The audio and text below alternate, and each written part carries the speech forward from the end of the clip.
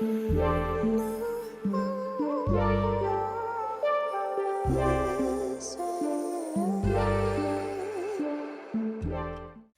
guys, welcome back to my channel. Thank you so much for joining me once again. If you are a returning subscriber, and if you are new here, please do click on the subscribe button. And if you do find this video to be helpful, please do remember to give it a thumbs up.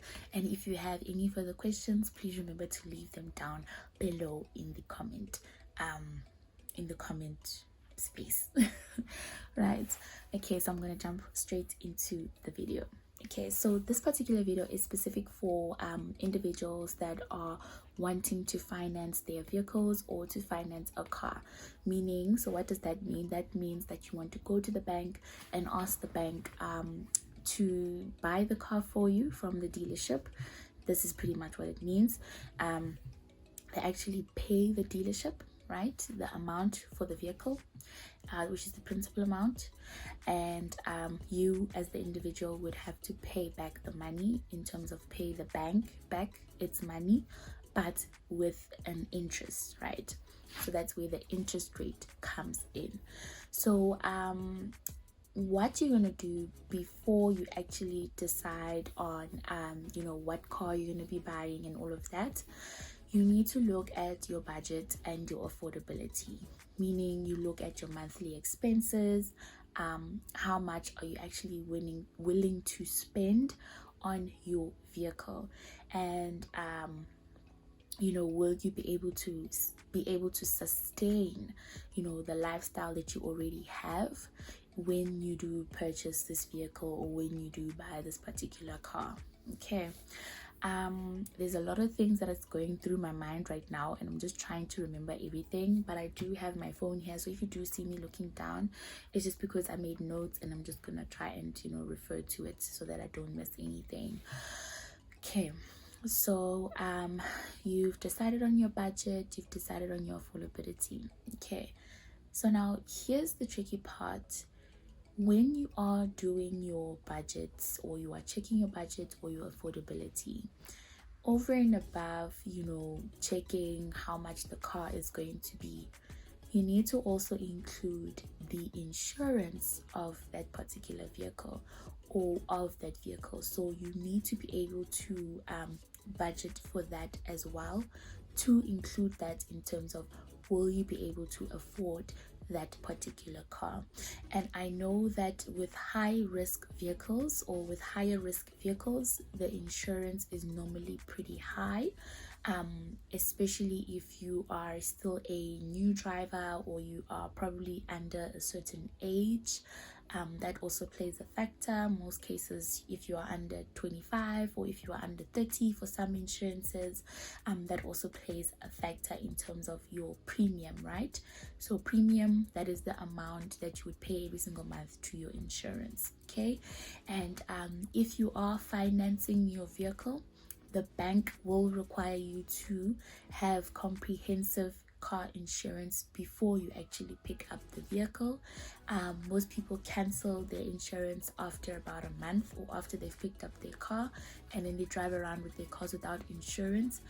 There are risks to that, because if you do get into a car accident, it means that you have to pay for that vehicle that you probably hit, or had an accident with, or whatever happened, right? Whatever the situation is, you would have to pay for that, and you'd also have to repay for your own car, or you'd also have to repair your own car. So there are risks and disadvantages to that.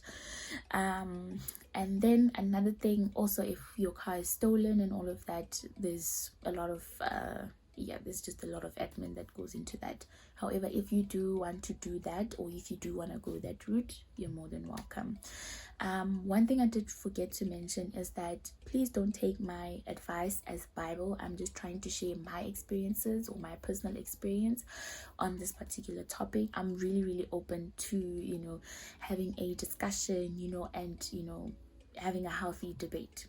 Another thing that I'd like to mention is that you checking your affordability and your budget, right?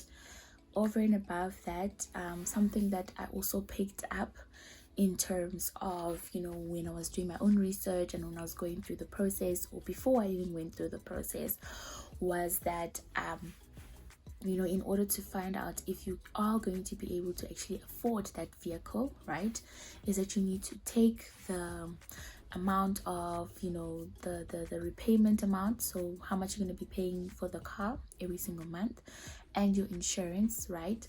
Take those two amounts, put them together, and every single month for at least about 6 or 3 months, you know, take that money and put it aside. Don't touch it. Be disciplined. It's going to help you, right? Then another way you can actually, you know, check whether you would be able to afford this particular vehicle or whatever the case may be. So for you to be able to get to a large sum amount of money, you can also use the Wesbank affordability calculator, of which I'll leave the link down below in the description box. So with that one, you are able to actually put in the principal amount of the car, meaning the price of the car that you will see on the different websites that are actually selling cars. And you'll also now be able to, you know, put in the interest rate, right, and a hypothetical interest rate, because I mean, you haven't really gone to the banks to actually apply, you know, for finance. Okay, so you really don't know what interest rate you are going to be getting. And when it comes to the interest rate, your interest rate is going to be based on your credit score. So another website that you can actually use to check your credit score would be, I think it's clear score or something like that. I'll leave the link down below as well. You can log in, put in your details, and then it will automatically, you know, pick up your credit score. But then do give it some time to be able to do that, because they do go through like certain processes or procedures to be able to pick up your details, and then you'll be able to see your credit score. And your credit score, based on that, it will give you an idea of like where you're standing. And if you are not in a great condition or in a great place, do use those months that you are, you know, putting the money away, you know, to actually get your credit score back in check, meaning paying off certain debts that you may have, or paying whatever that you may have that is making your credit score look bad. Or if you don't have a credit score at all, look into, you know, picking up or getting something on credit and paying that off without missing a payment. That also builds your credit score as well. Okay, like a cell phone, if you want to get a cell phone, which might be more practical for some people, rather than, you know, going to a clothing store and opening a clothing account and then taking clothes from that, right, or from that particular store and paying back, so that you can build your credit score. However, it really depends on you which one is best for you. Okay, then yeah, so once you've, you know, gotten your credit score and you see your credit score is good, or whatever the case may be, and everything is in check, everything is in line, then you can probably now start, you know, estimating in terms of what kind of interest rate you will be getting. So if you have a good credit score, then you are more likely to get a credit score that is like closer to the repo rate, or if your credit score is a little shaky, you know, your interest rate might be a little bit higher, and all of that. So yeah, so if your credit score doesn't look great, you are a higher risk customer or a higher risk client. So that's why the interest rate would be higher.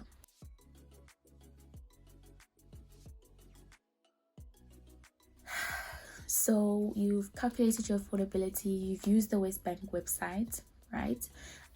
You know, just to hypothetically get those particular interest rates and to see how much you're going to be paying, right?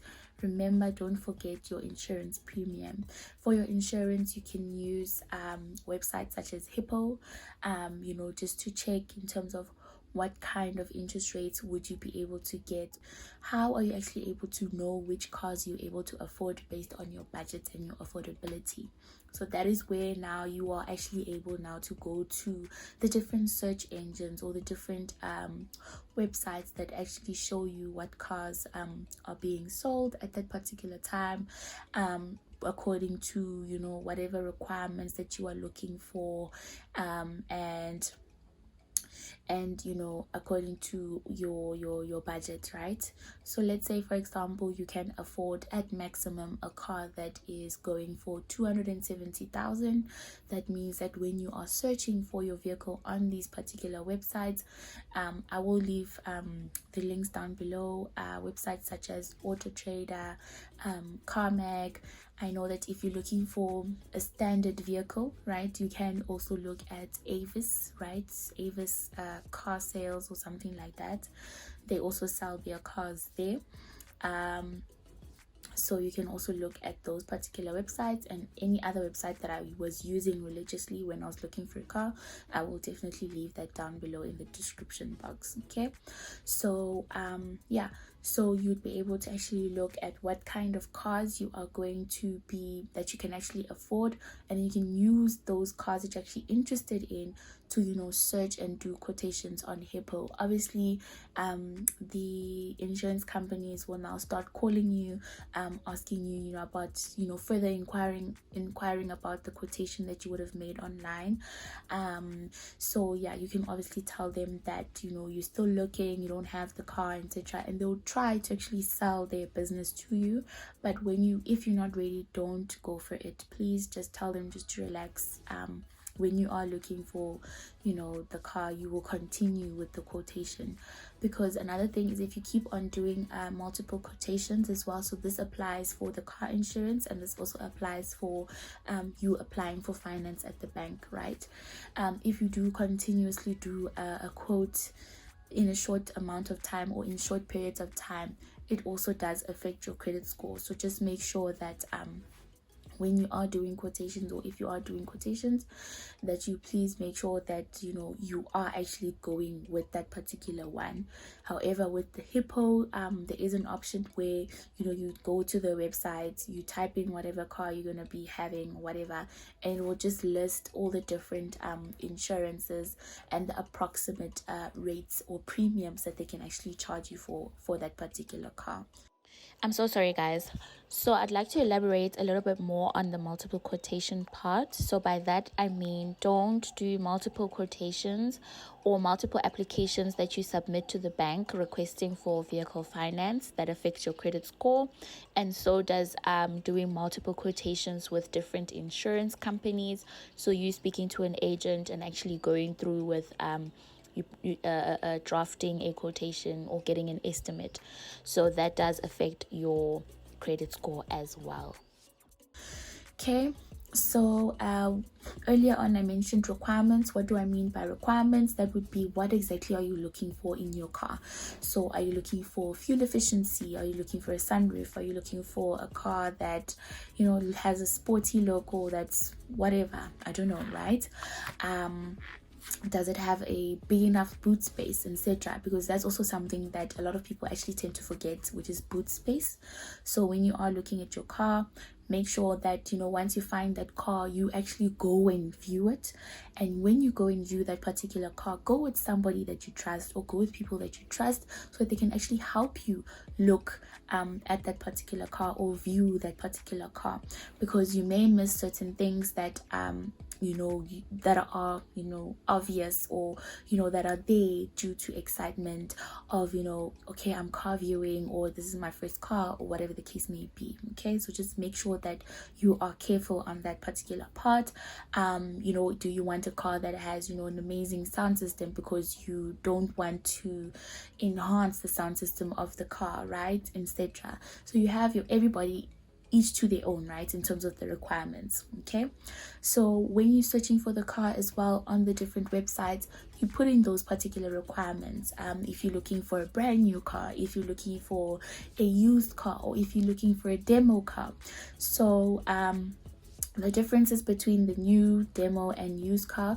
So a new car, obviously it has not been owned by anybody. It is at 0 kilometers. As soon as you leave the dealership, or as soon as you purchase that car and you leave the dealership, the value of that car actually goes down. So yeah, you're the one that's going to be starting in terms of using that car. You'd be the first one, right?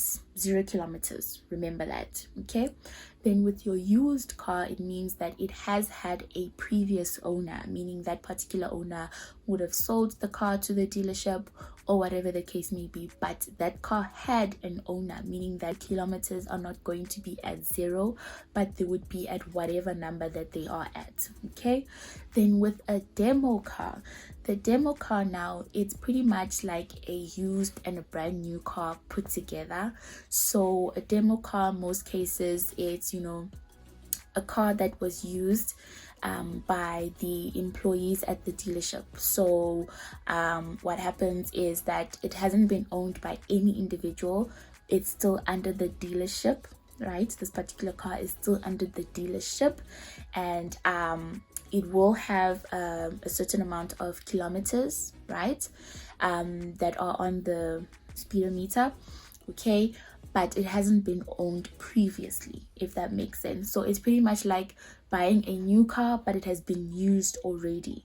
So based on that, you can also look at that in terms of how many kilometers. So if you're looking for a used car or a demo car, then you would have to check at those kilometers in terms of how much are you actually willing, you know, to go to or have maximum in terms of the kilometers. So also keep in mind when we say kilometers, so kilometers would pretty much mean kind of like the lifespan of the car. So if the car reaches a certain amount of kilometers, it's more likely to, you know, be a little bit costly when it comes to, a little bit more costly when it comes to the maintenance of the vehicle.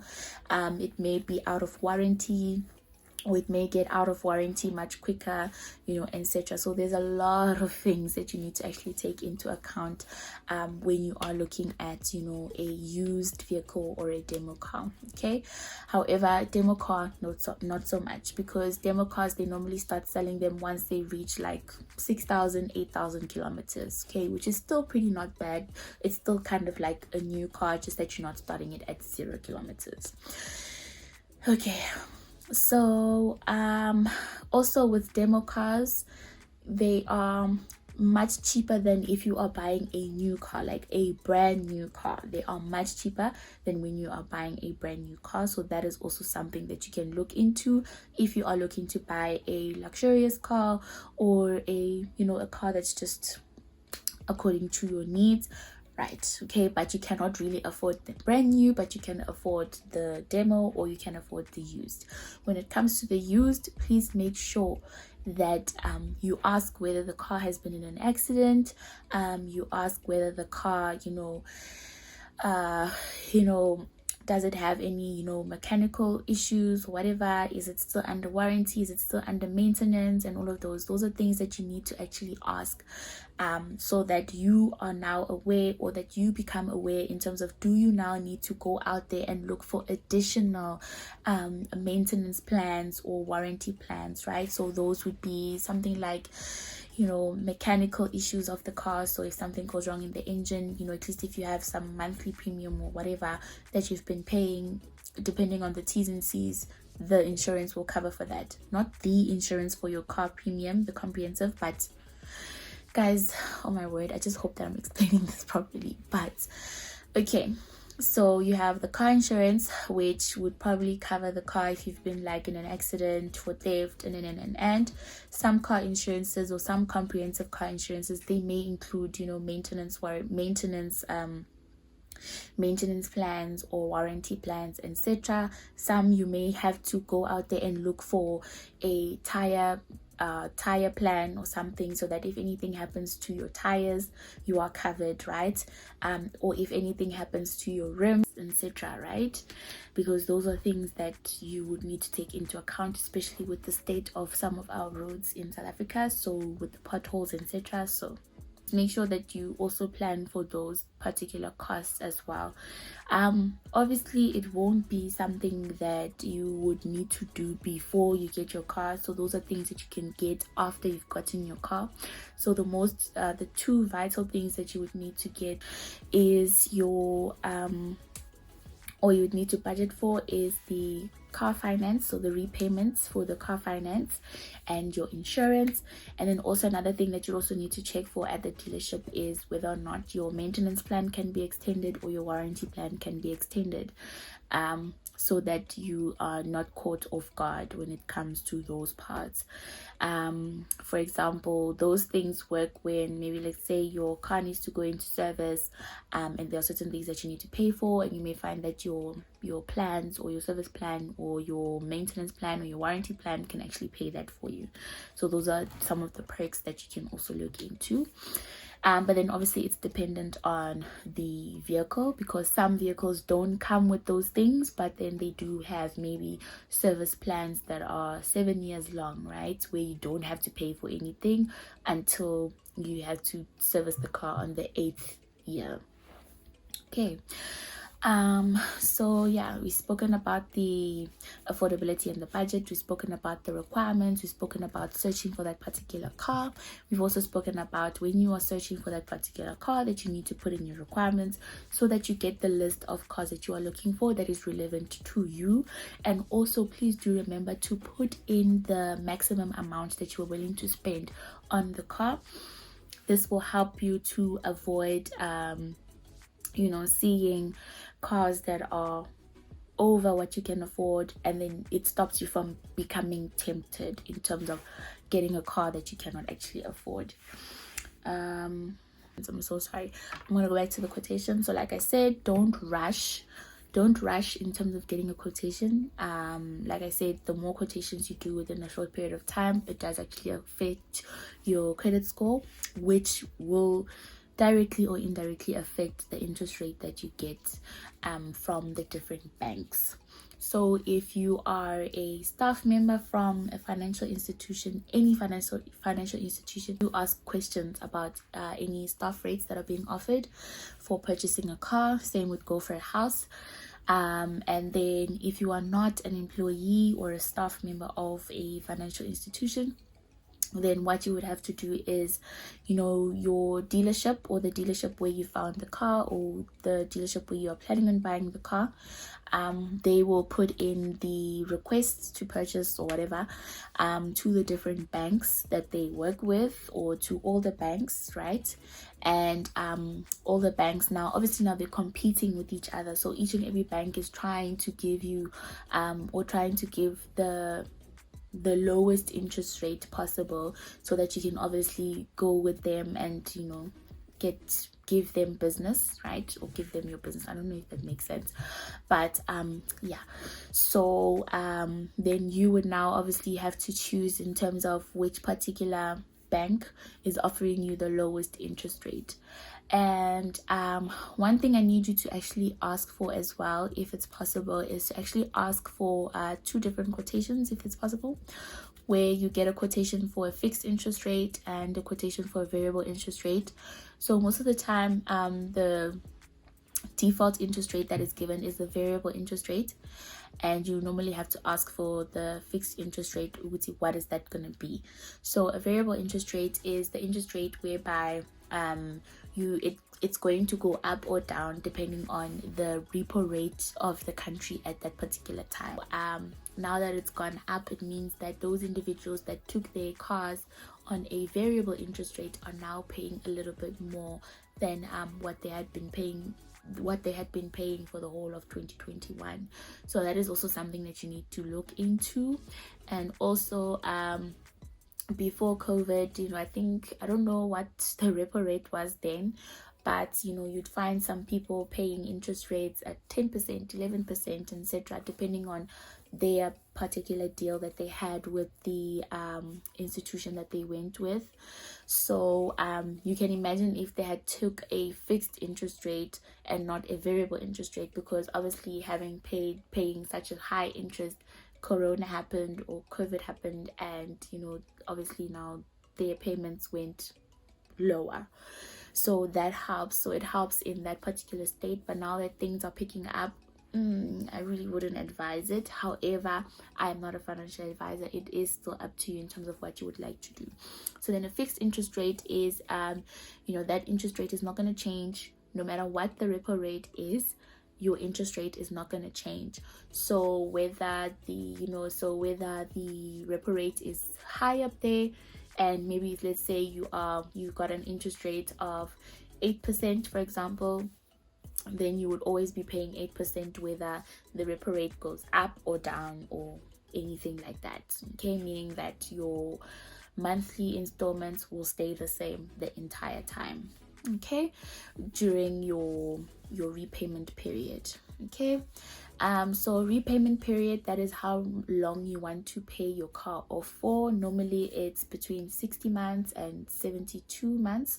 So 60 months, that's like 5 years, and 72 months is like 6 years. So it's really up to you in terms of what you can actually afford. Also on the Wesbank website, you may see at the bottom of the page that it says, or it shows balloon payment or residual payment, right? So balloon payment and residual payment, those are like two of the same thing. They're the same thing, just that, you know, some use either or, right? One or the other. So what does that mean? That means that you cannot actually afford the full amount of that particular vehicle. So now you want to take a balloon payment or residual payment, right? Meaning that you're taking a certain amount of money from the purchase amount of the vehicle.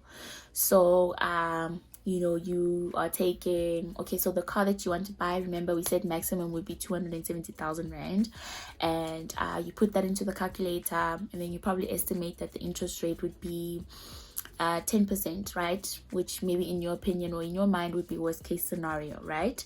Okay, then you put in the amount of months that you'd like to pay the car off for. So you put there 60 or 72 months, or 48. I think there is an option for that. Okay, and or 12 months or whatever. It depends on how long you want to pay the car for. So this is in the calculator. And then when you get to the balloon payment, right, so we said the car is going to be 270,000, and when you get to the balloon payment or the residual amount or residual payment, you say, okay, I want the balloon payment to be 70,000, or 70,000, or 100,000 or whatever. So that means that that amount of money is now going to be put aside, right? It's going to be put aside, and that money that you are putting aside, it means that the loan that you are going to be getting, okay, it means that the loan that you're going to be getting, it's now been separated. So the interest rate that you're going to be charged on would be for the remainder of that amount. So you have the balloon payment on the side, and then you've got your principal amount on the side. So it means that the loan is going to be more focused on this principal amount, and the interest rate is going to be focused on this principal amount, right, which is maybe 200,000. okay, so we're saying that balloon payment is 70,000, so the 200,000 now is going to be put aside, and that's what's going to be charged in terms of the interest rate and all of that. But the balloon payment is still part of the same contract, just that it's being put aside and it's not being charged in interest. Okay, and what happens then with that is that once you've paid off this amount of money, once you've paid off the 200,000 plus the interest, you are going to have the balloon payment, which is still remaining, which is the 70,000, right, which hasn't been going down, it hasn't been doing anything, it hasn't had interest or anything of that sort, right? That means that when you're done paying, right, so after the 60 months or after the 72 months, you now need to pay the 70,000 rand cash, or take out another loan to pay it off. Okay, so that would mean that 70,000 now would now get a different interest rate compared to what you were paying for initially or in the beginning for that first 200k. okay, so that's just another thing that you need to look out for. So if you are buying a car, I would really strongly advise that you stay away from balloon payments and residual payments unless you are really certain that you want to keep that car forever and for a lifetime, and that you will have that amount of money to pay off that balloon payment or that residual payment. My word of advice is that if you are going to be going that particular route, that you are understanding how much that balloon payment is, so that during the course of you making those payments on the principal amount, that you are putting money away still, right, so that by the end of that period you are able to have that specific 70,000 rand that you are able to pay off cash, so that you can avoid paying further interest, because even though you would have finished paying off the car for the 200,000 plus interest, because there's still the 70,000 rand outstanding, the car still belongs to the bank and it does not belong to you. So that's just something that you need to look out for as well. And I would like, again, like, yo, guys, seriously, please, if you can, please stay away. Please stay away. It's not a good position to put yourself in, okay? Especially if you know, they've maybe the dealership has, or the contract has taken you away. So make sure that you know what you're getting yourself into, okay. Another thing that I actually forgot to mention is that also on the calculator there is an option to actually put in a deposit amount. So if you want to put in a deposit, you can also calculate that as well if you do want to put a deposit for that car, and if that is a viable option for you. So guys, I'm not a financial advisor here, but honestly speaking, I wouldn't suggest you put a deposit on a car. I would rather have you do something else with your lump sum money than put down a deposit for that car. Because if you don't take out an extra policy to protect your deposit, if ever something were to happen to the car, God forbid, you would lose that deposit. So yeah, that's just something that you also need to look out for. And honestly speaking, I don't think it's worth it.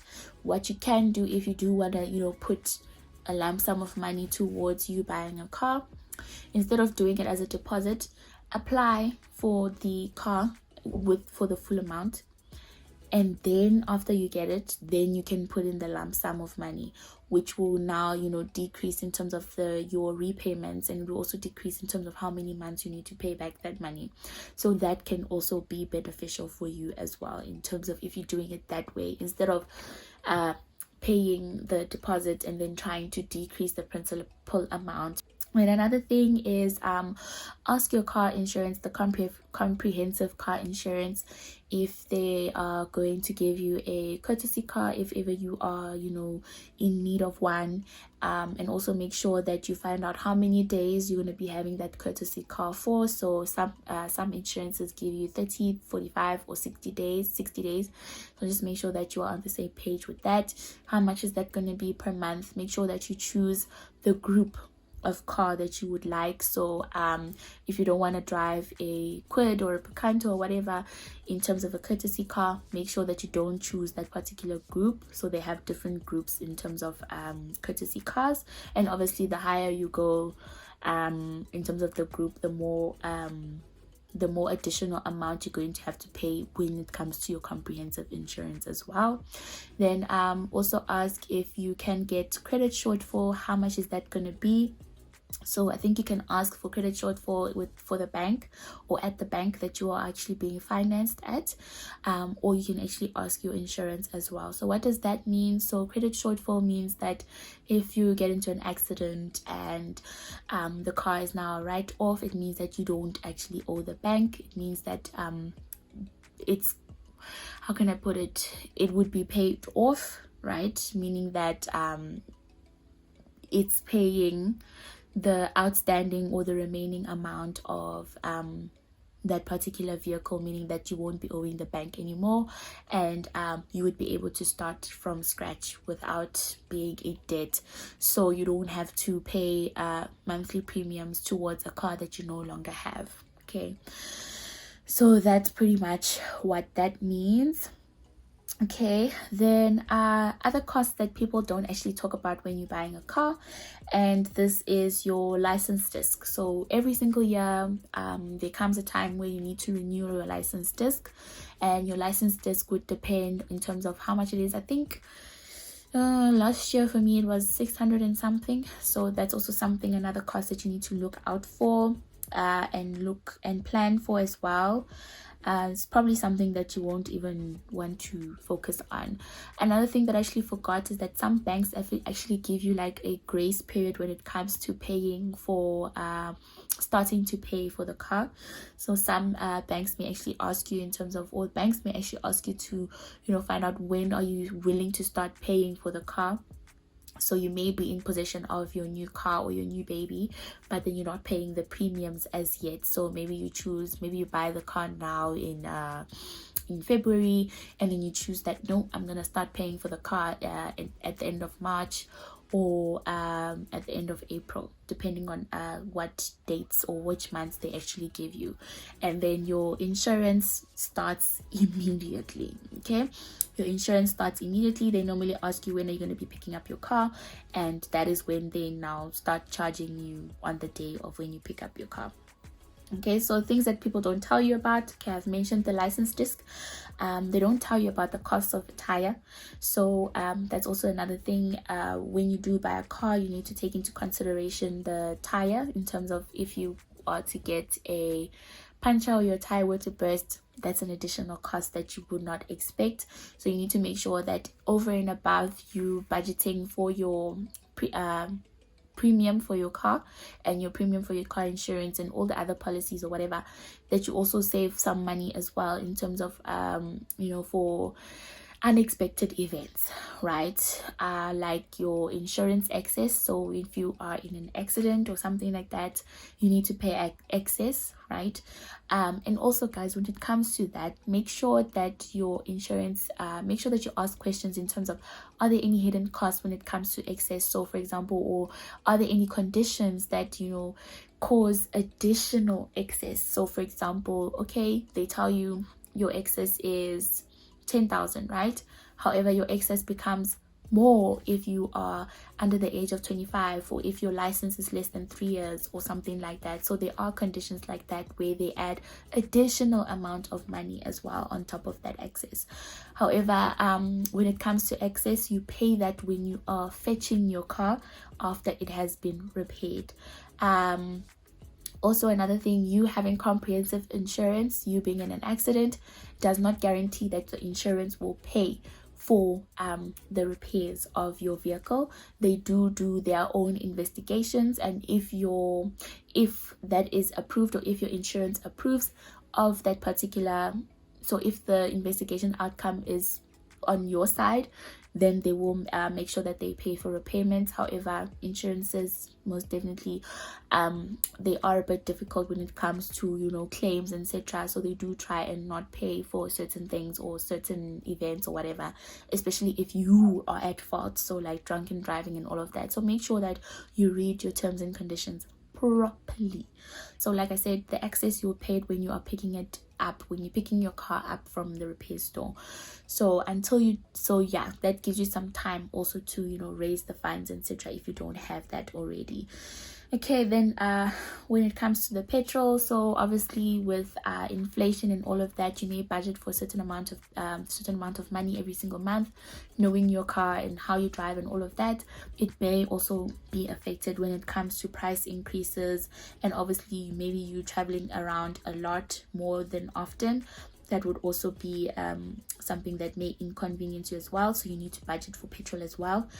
I'd say give yourself maybe 2 to 3 months to actually understand your car and how much petrol it actually spends, so that you can budget properly. Make sure that your car has a tracking device. Normally before you get comprehensive insurance, they actually ask you if your car has a tracking device already. If not, then they organize for a tracking device to be installed, and then you would then now try and see which tracking company you would go for, depending on how much you are willing to pay per month for that particular tracking company or whatever. Then another thing would be traffic fines. So be careful of traffic fines. So don't speed too much, don't go over the speed limit, or don't go too much over the speed limit. According to my understanding, speed limit, you do have a 10 kilometer per hour grace, right, in terms of that. So if, let's say, on the freeway it's 120, you can drive 129 or 130, but as soon as you go above that, it's a traffic fine. And if you go above 160, tronco, you're going to jail. Okay, so yeah. However, if you're driving in the city, just make sure that you don't exceed the speed limit, because there are pedestrians there as well. And then when it comes to the kilometers, just make sure that you look out for that as well. And also another point in that, in terms of the kilometers, that is what tells you in terms of your next service. So for example, if you if your car says that, okay, your next service should be after you've driven 15,000 kilometers or 20,000 kilometers, so that's more or less like a year. So they give you that. So they even give you the kilometers to say once your car has reached 15,000 kilometers or 20,000 kilometers from the last date of the service, or your next service date comes, so whichever one comes first. So if your car reaches the kilometers first, or it reaches the date for the next service first, you would need to take your car in for servicing. And when you do that, just make sure that depending on your service plan or your maintenance plan or your warranty plan, just make sure that you do have some sense on the side as well, so that if you do need to pay for something, you are able to pay for something, just to, you know, fast track the process as well. Also, another thing that I actually forgot to mention, which is very important, is that when you are looking for the car on the website, make sure that you look at reliable and accredited or dealerships, like good dealerships, right? Make sure that you look at, you know, good dealerships, that you know, be careful of, you know, dealerships that have, you know, that are just a little bit offish in terms of like their names, or, you know, maybe the area is just in a dingy place or whatever the case may be. Just be careful of those, especially if you're buying like used cars, right? I'm not saying don't go there, but just be careful. Make sure that you check the state and the condition of the car. Make sure you go with someone, like I said, everything that I've said, make sure that you apply it. And also just be wary or be careful in terms of some actually, you know, pull back the kilometers to show them to be less than what they actually are. I've heard stories of certain people or some people buying cars from people, right? And after like a few days, the car breaks down, and then they tell you, well, it's not my problem, you bought the car, you now the new owner, you understand? Also, yeah, just make sure that, you know, guys, make sure you ask if the bank can also evaluate the car in terms of the condition, just to make sure that everything is in a good condition and everything is fine, just to make sure that you're also, you know, at peace. Remember to also ask, like I mentioned, remember to ask if the car has been in an accident. Also remember to, you know, be careful of the people that are selling at their personal capacity. So if I'm an individual and I'm selling my car, and I'm selling it to you, for example, make sure that you do have those conversations, and that you get your own mechanic or your own person to actually come and inspect the car, just to make sure that everything is in check, so that you don't get ripped off as well. Okay, so yeah, I think me saying that can help you in terms of being able to think about other things, but I think I've mentioned everything. I hope I have, but even if I haven't, like I said, please leave a comment down below. And yeah, thank you so much, guys, for watching this video. Please do remember to give this video a thumbs up if you found it helpful, and please remember to subscribe to my channel. Most people like saying, oh, but if you don't buy a manual car, it means that you won't be able to drive, you know, and you buy an automatic car immediately after you get your license, and please don't worry about those individuals, because how often will you need to drive a manual car?